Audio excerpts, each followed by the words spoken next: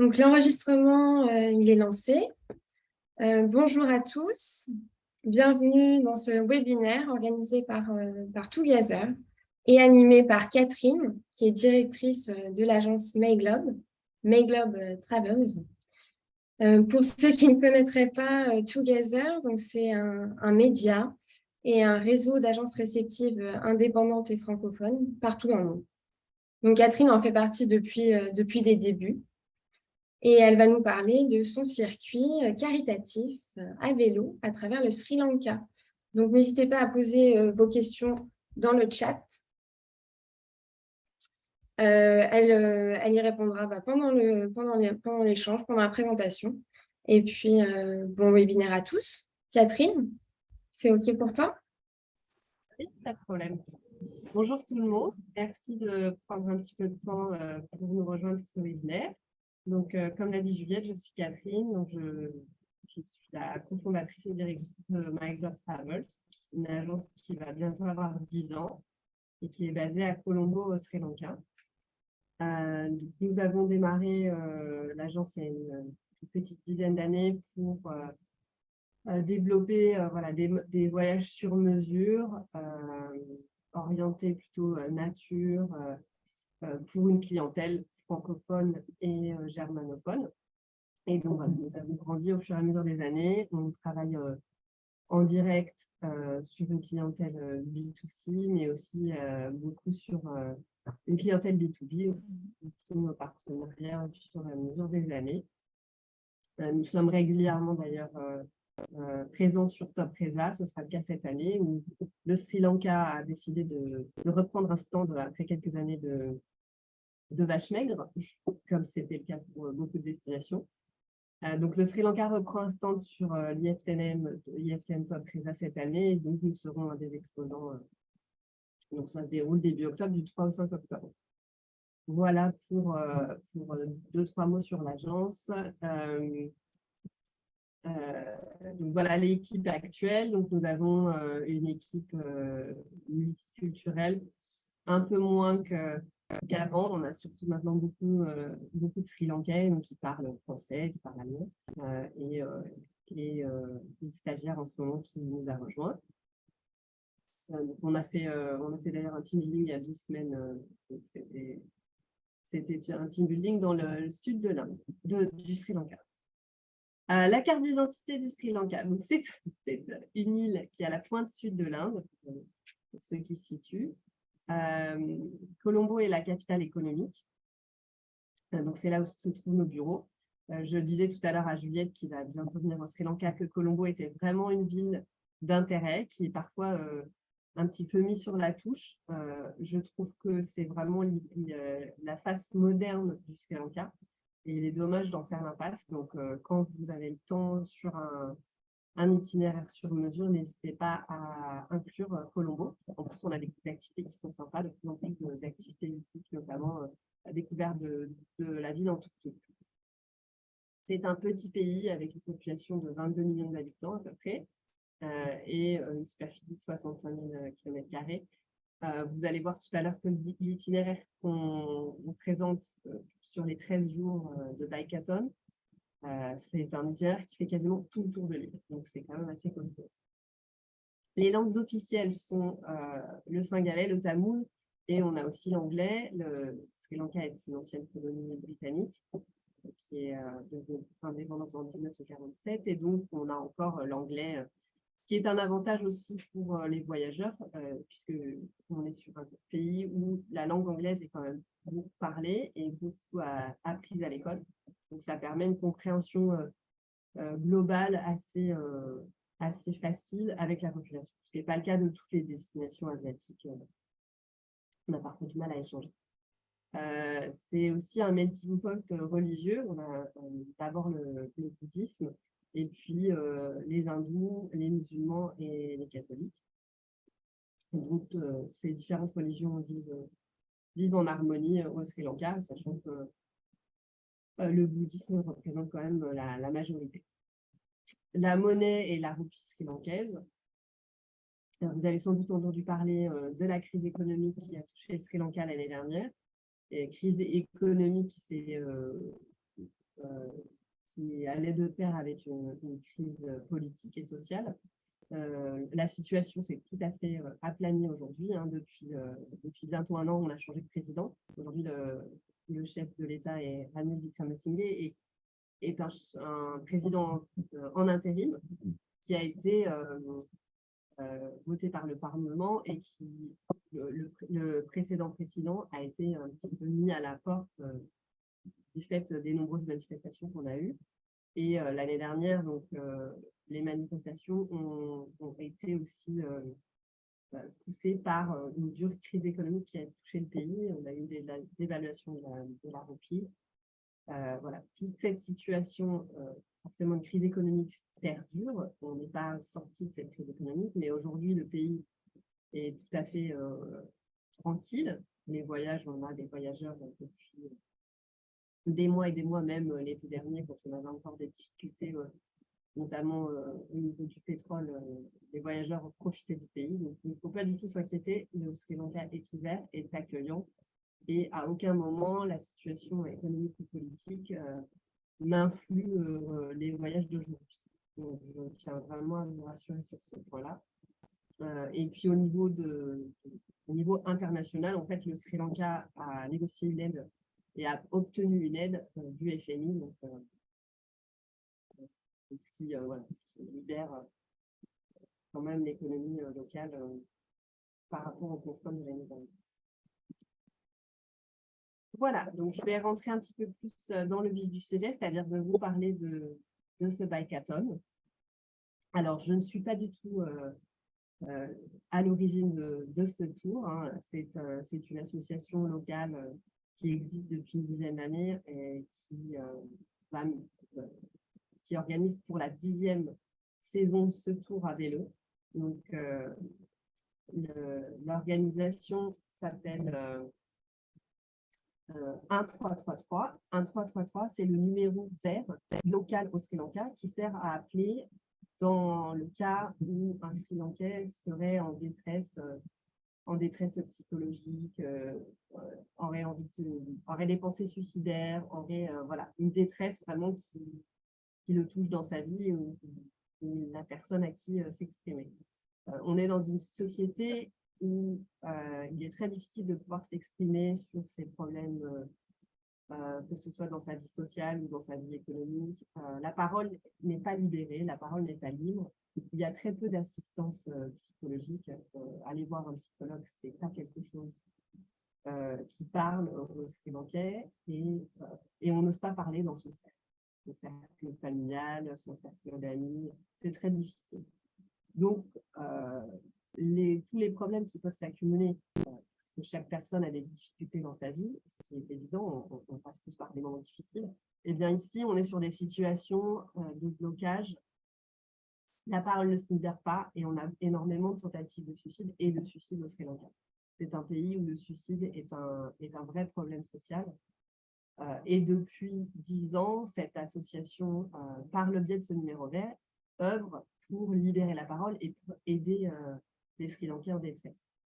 On est sur une assistance 7 jours sur 7, 24 heures sur 24, comme on peut connaître chez nous en France, en Belgique ou en Europe, et sur différentes langues, puisque je vous disais tout à l'heure qu'il y a 3 langues officielles, donc le singalais, tamoul et anglais.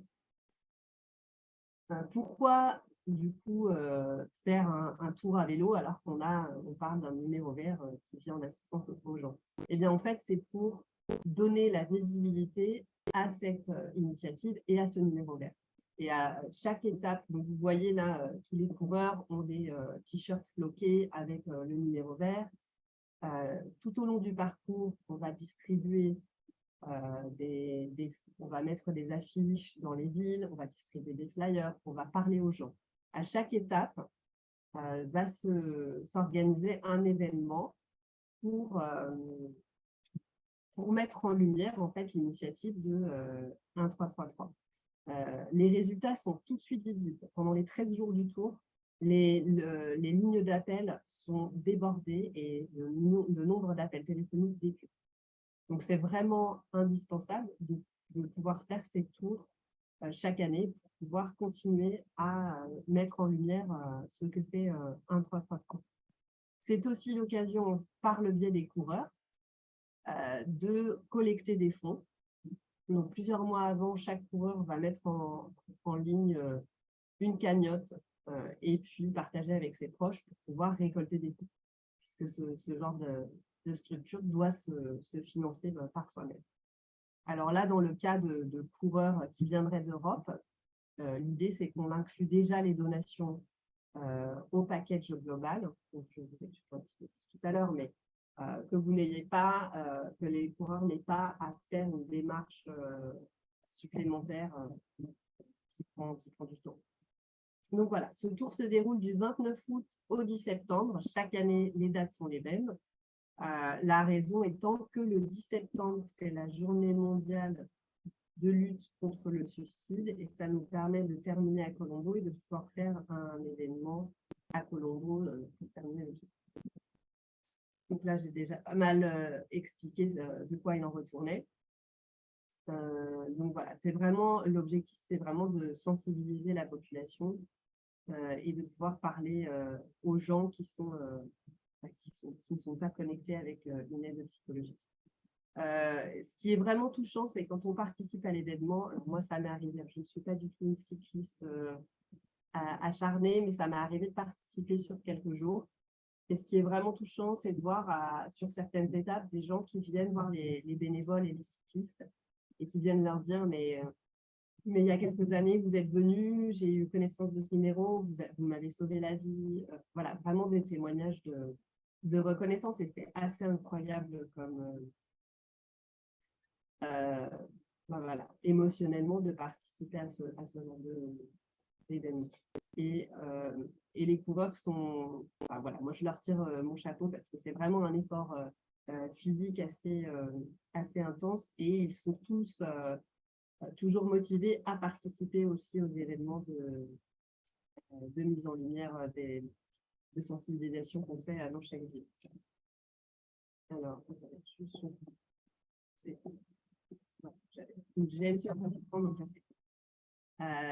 donc, ce que j'ai expliqué tout à l'heure, c'est vraiment l'objectif de collecter des fonds, mais c'est vrai que pour nous, pour les coureurs européens, on inclut vraiment la donation, il n'y a rien à considérer à ce niveau-là. Sensibiliser sur la santé mentale et promouvoir le service d'écoute. Alors, l'itinéraire cette année. Donc, chaque année, l'itinéraire change. C'est vrai que dans la globalité, on va éviter la zone montagneuse. Donc, pour ceux qui connaissent un peu le Sri Lanka, la zone montagneuse se trouve dans le centre. Et c'est vrai que bon, c'est déjà un exploit physique. Donc, on ne va pas rajouter non plus, on n'est pas sur le Tour de France non plus. Donc, voilà, on essaie d'avoir des étapes qui sont physiquement pas trop compliquées non plus, avec pas trop d'ascension. Mais voilà, chaque année, encore une fois, l'itinéraire change pour pouvoir toucher différentes villes. Donc là, le départ se fait à Colombo le 29 août et ensuite l'itinéraire va partir vers le nord. Donc là, vous voyez le tracé, on va tout à la pointe nord et ensuite on part sur la côte est pour ensuite descendre vers le sud et remonter à Colombo le dernier jour. Les étapes, alors en moyenne, on est sur 90-100 km par jour. Donc ces étapes-là se font en quelques heures. Hein. On est sur des gens qui sont plutôt à l'aise avec le vélo et donc on a du 30 km/h en moyenne. Le départ d'une journée type, on va partir aux aurores à 5h, 5h30 tous les matins. On part généralement quand il fait encore nuit. Alors au Sri Lanka, il fait jour très tôt. Hein, à 6h, 6h30, il fait jour. On part avant le jour pour pouvoir être à la fraîche pour les cyclistes parce qu'on est vraiment sur un climat tropical humide, donc c'est vrai qu'on va vite souffrir de la chaleur. Donc, je vous disais des étapes qui peuvent être entre 90 et 130 km. Alors après, on a les cyclistes sont accompagnés par énormément de staff. On a les bénévoles, bien sûr. On a un assistant mécanique pour tout ce qui est vélo. On a un masseur. On a une ambulance éventuellement s'il y avait un problème. enfin voilà, le cadre de ce tour est très réglementé, donc les cyclistes sont vraiment accompagnés. Il y a régulièrement des pauses tout au long de la journée pour pouvoir se rafraîchir, se restaurer, pour pouvoir voilà, continuer à avoir une belle énergie sur la journée de vélo. Chaque jour, en gros, on considère le retour à l'hôtel, enfin l'arrivée à l'hôtel vers l'heure du déjeuner, donc le déjeuner, puis après on a un temps de pause. Et comme je vous parlais tout à l'heure, souvent l'après-midi, il y a un petit moment pour faire une campagne de sensibilisation dans la ville étape, afin de pouvoir un petit peu parler du numéro vert. Alors, c'est vraiment un voyage voilà, à but caritatif. Hein. Ce n'est pas une course de vélo, ce n'est pas des cyclistes professionnels, c'est des gens passionnés par la cause et aussi passionnés par le vélo qui s'entraînent un petit peu au préalable, mais on n'est pas sur de la performance physique. Ça n'est pas du tout ce qu'il faut rechercher. Il faut juste quand même être à l'aise avec le vélo parce qu'on voit que les distances sont quand même un petit peu importantes. Donc, chaque participant doit venir avec son vélo. Si vraiment c'est nécessaire, on peut tout à fait trouver et louer des vélos sur place. Ça, nous, on peut tout à fait vous accompagner pour ça.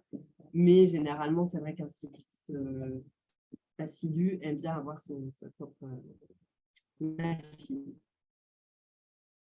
Participation, c'est très simple. Hein, il suffit de nous contacter, Maglobe Travels, et on organise tout pour vous. Donc, la participation à considérer pour ce voyage, donc, il s'agit de 13 jours de voyage avec les hébergements, la pension complète, tout organisé du début à la fin, enfin, du jour 1 au jour 13. La participation financière est de 1 400 $. Comme je vous le disais, on est sur une donation incluse qui est assez importante. Donc, si vous voulez, le coût du voyage est vraiment minime par rapport à la découverte du pays et par rapport au niveau d'hôtellerie auquel les participants vont être exposés et dans lesquels ils vont être accueillis. On est vraiment sur des très bons hôtels sur la plupart des étapes. On a pu développer au fur et à mesure des années des partenariats avec des groupes hôteliers, notamment avec Jetwing, pour certains qui peut-être connaissent le Sri Lanka, et nous qui sont de la très bonne hôtellerie. Alors après, le but n'est pas d'offrir forcément une excellente hôtellerie, c'est pas le fond, le but du tour, mais en tout cas, quand on peut et quand on peut offrir un excellent confort aux coureurs, on essaye au maximum de pouvoir le faire. Pour des voyageurs qui viendraient spécialement pour le tour, la seule chose qu'il faut considérer, c'est que pour le début et à la fin, il faut envisager de séjourner à Colombo et le séjour à Colombo n'est pas inclus. Je vous présenterai en toute fin de présentation notre hôtel, puisque à l'agence, nous avons notre propre hôtel à Colombo, également notre restaurant à Colombo. Je vous présenterai l'hôtel sur lequel il y aura des tarifs spéciaux, bien évidemment, pour les participants au bikeathon. Alors, pourquoi participer bien sûr, en premier lieu, pour supporter la cause de la santé mentale, comme je vous l'ai expliqué tout à l'heure. C'est aussi l'occasion d'une immersion dans la culture sri-lankaise. Ce type de tour est vraiment voilà, loin des circuits classiques qu'on va pouvoir faire quand on découvre un pays. On est là vraiment au cœur d'une équipe locale, au cœur d'une initiative locale. On passe dans des endroits qui sont loin d'être des lieux touristiques, donc on va vraiment être immergé et créer des liens forts avec la population. C'est une façon de découvrir l'île de façon insolite et différente, et vraiment pouvoir rencontrer les locaux au fur et à mesure de l'itinéraire.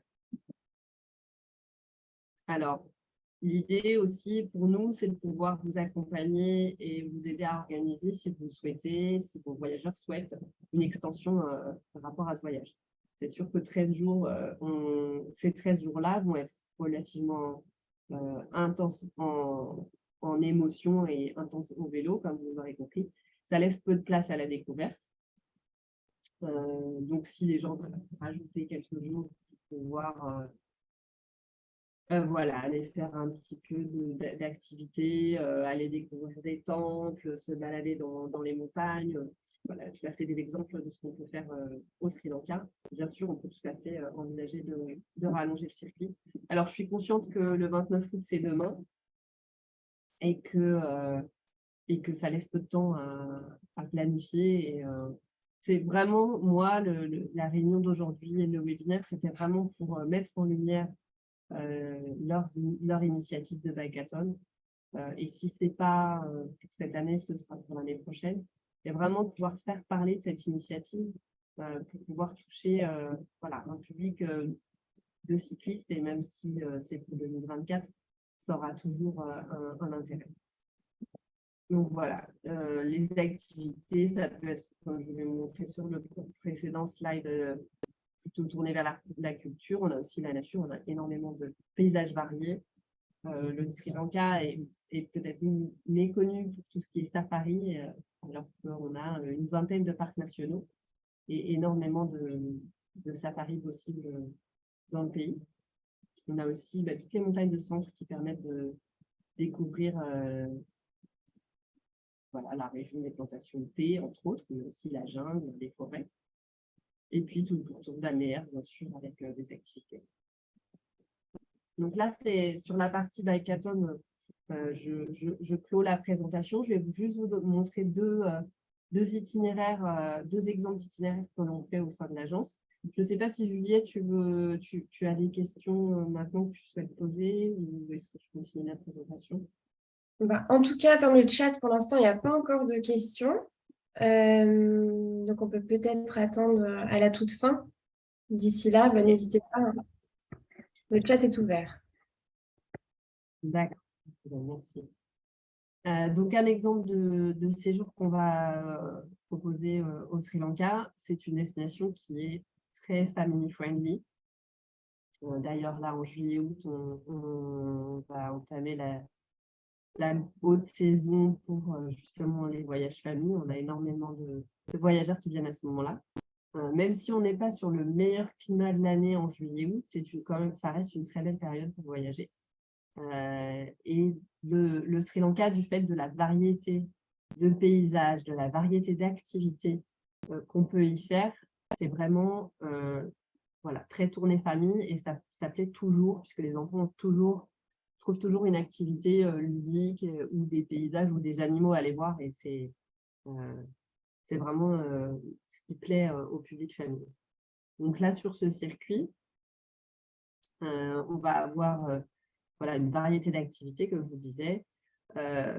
On va pouvoir rencontrer la population locale. Les Sri Lankais tombent en amour des enfants systématiquement, donc ils sont toujours très sympathiques.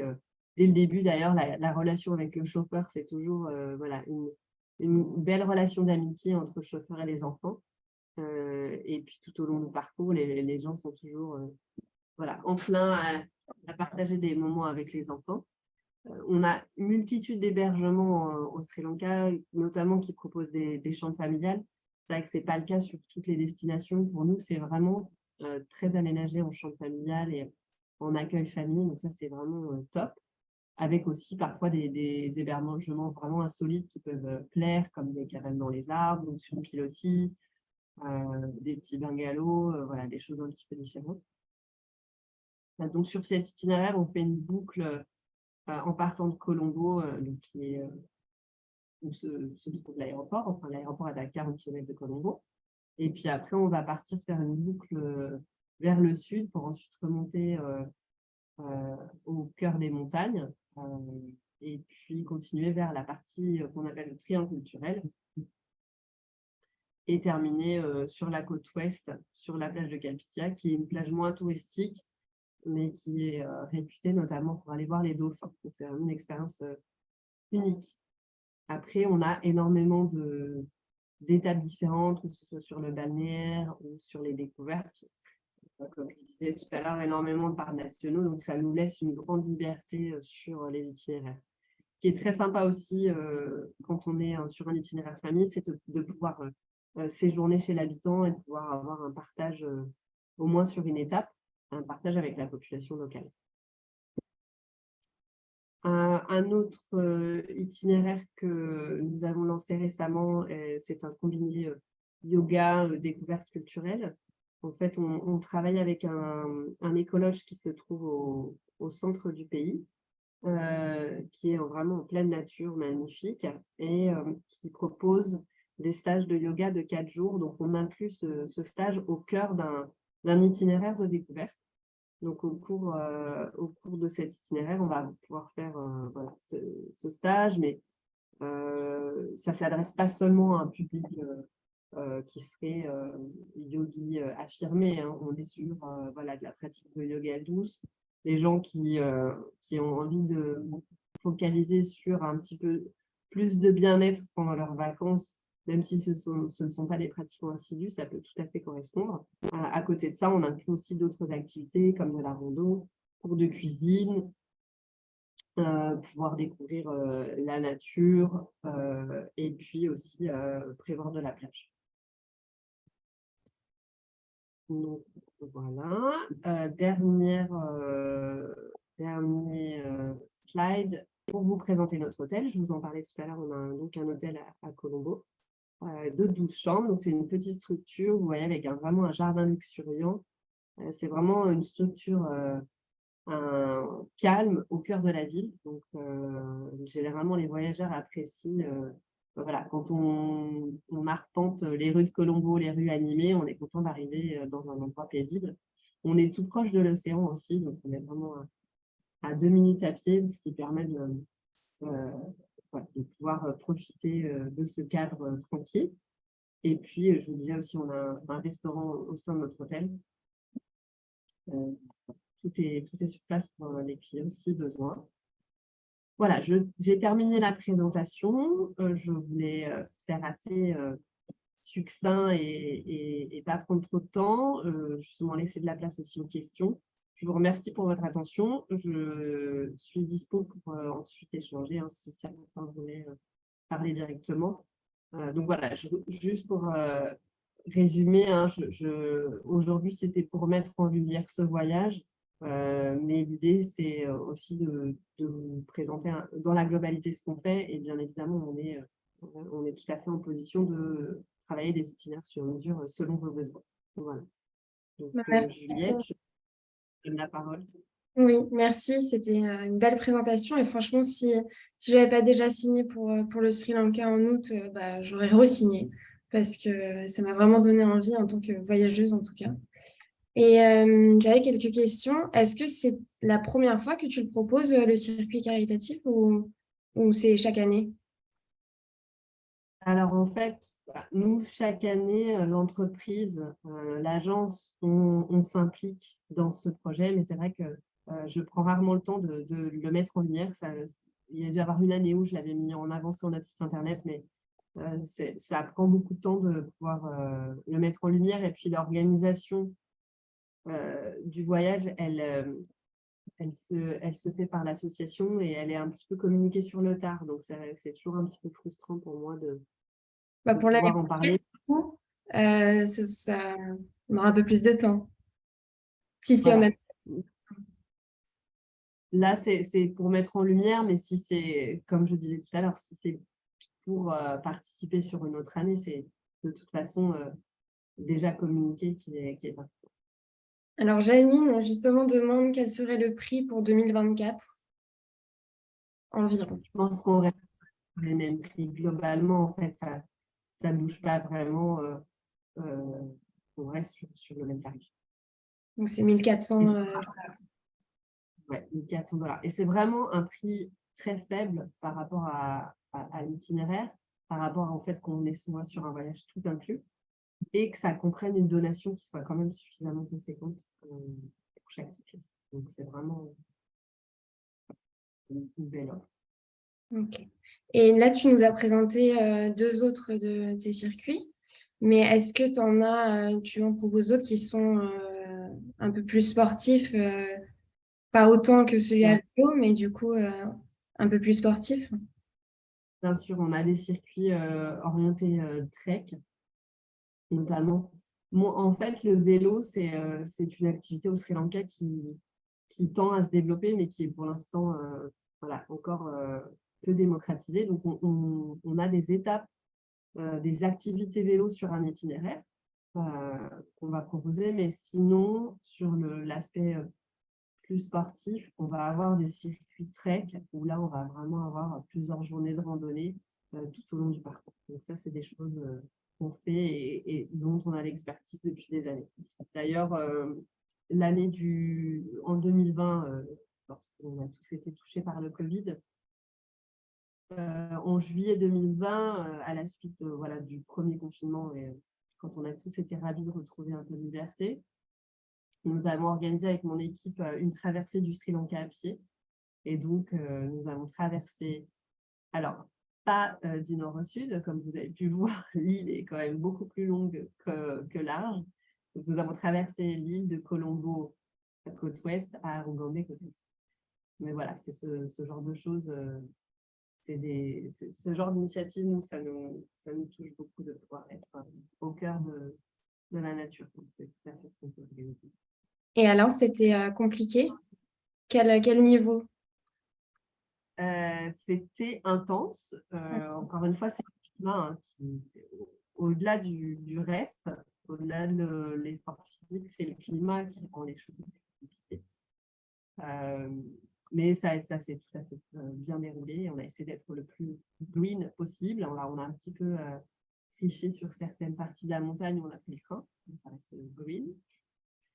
En tout cas, mais voilà, c'est un beau dépassement physique, mais c'est tout à fait faisable. On était sur 25-30 km par jour. Ok. Bon, c'est votre dernière minute pour poser vos questions. Pour l'instant, je n'en ai pas d'autres. Est-ce que, oui, si j'en ai une dernière, est-ce que tu proposes d'autres circuits un peu caritatifs le reste de l'année? Alors, on va avoir, pas ce type de tour, c'est-à-dire que là, on est vraiment sur une fondation qui organise et nous, on le met en lumière. Mais on a travaillé avec des agences précédemment sur des voyages voilà, sur mesure personnalisés, sur des besoins spécifiques, où on peut mettre en place en fait un projet. On a eu par exemple une agence qui a fait venir un groupe d'adolescents. Okay. Et voilà, une immersion au cœur de la population et un projet caritatif. Donc ça, on l'a organisé en fonction de l'agence et des besoins. Et donc, sur une partie du circuit, ils ont logé chez l'habitant. Et puis, ils ont mis à la main, à la pâte sur aider les locaux, sur de la construction de structures, écoles notamment, sur l'aide agricole. Voilà. Mais ça va être des projets qu'on va faire individuellement de manière personnalisée. Ok. Eh ben, c'est génial. J'ai hâte de pouvoir retourner au Sri Lanka. Je ne vois pas d'autres questions. Alors, merci à tous d'avoir assisté à ce webinaire. Merci à Catherine pour cette belle présentation. Et j'espère que ce bikeathon et les autres circuits vous ont autant plu qu'à moi.